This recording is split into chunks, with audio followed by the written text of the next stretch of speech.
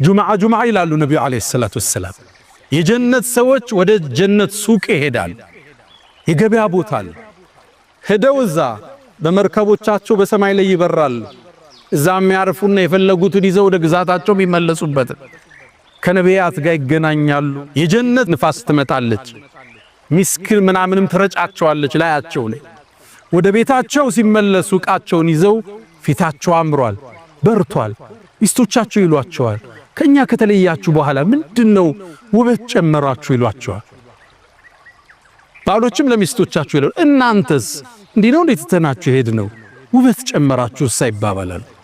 ሁሌም ውበት፣ ሁሌም ደስታ፣ ሁሌም ምቾት፣ ሰቀቀን የሌለበት ዓለም፣ ፍርሃት የሌለበት ዓለም፣ ጨለማ የሌለበት ዓለም፣ ምናባዊ ቅዠት የሌለበት ዓለም፣ ስጋት የሌለበት ዓለም፣ ሞት የሌለበት ዓለም ጀነት። አላህ ከነሱ ከባሮቹ አላህ ያድርገን። እቺ ጀነት የተለያየ ደረጃ አላት ይላሉ ነብዩ አለይሂ ሰላቱ ወሰላም። ዝቅተኛው የምድርን 10 እጥፍ ግዛት የሚሰጠው። ይህን ጥያቄ የጠየቁት ነቢዩላህ ሙሳ አለይሂ ሰላም ናቸው። አላህን ጠየቁ፣ አላህ ወይ እስኪ የጀነትን ዝቅተኛውን ደረጃ ንገረኝ አሉ። እሱማ አንድ ባሪያ ነው አለው አላህ። ወደ ጀነት ይመጣል። የጀነት ሰዎች ከገቡ በኋላ አላህም ወደ ጀነት ዓለም ግባ ይለዋል። እንዴ ሰው ሁሉ ገባ ግዛቱን እኮ ያዘ የት ነው ምገባው ብሎ ባሪያው ይጠይቃል። ዱንያ ላይ ያለን ሰፊ ንግስናና ስልጣን ልስጥ ይለዋል። በጣም ደስተኛ ሆኛለሁ ይለዋል። እንግዳማ እሱም ይመስል ጨምሬያለሁ ይለዋል። ወድጃለሁ ጌታ ይላል።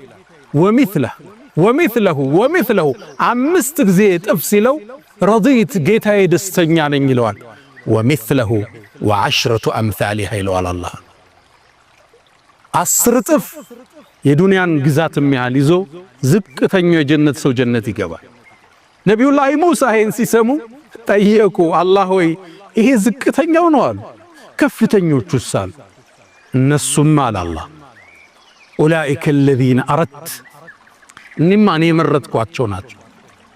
ጀነትን በእጄ የሰራውላቸው ወختمت عليها ያተምኩበትን የነሱ ግዛት ማለ አይኑን ረአት አይን አይታው ማታቅ ጆሮ ሰምታው ማታቅ በልቦናው ልብ ያላለ ነው ይባላል።